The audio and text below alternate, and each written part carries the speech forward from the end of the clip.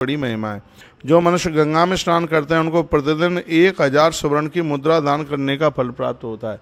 जो माघ मास में गंगा जी में स्नान करते हैं उनको 1000 सोने की मुद्रा देने का फल प्राप्त होता है। गंगायाम ये गाहन्ते माघ मासे नपोत्तम चतुर्योग सहस्रम तु न पतंति सुरालयान दिने दिने सहस्रम तु सुवर्णानाम विषाम पते तेन दत्तम तु गंगायाम यो माघे स्नान मानवा। जो माघ के महीने में स्नान करते हैं, दान पुण्य करते हैं, उनको हजारों हजारों सोने की मुद्राएं रोजाना देने का फल प्राप्त होता है। इतनी बड़ी महिमाएं भैया माघ स्नान करने की।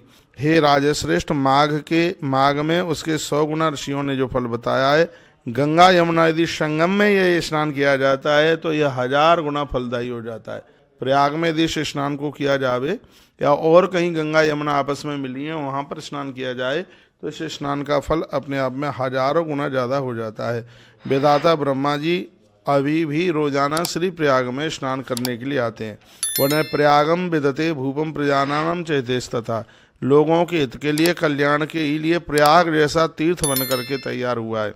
सैकड़ों पापों को करने वाला भी मनुष्य प्रयाग के संगम स्थल में स्नान करे। उस स्थान को पाप रूपी पशुओं का वध के लिए ब्रह्मा जी ने निर्माण किया है। 32 और 33 नंबर के श्लोक में लिखा, सिता सित जले मज्जे दपि पाप सतान्विता मकरस्ते रवु माघे नैव गर्वेश मज्जति।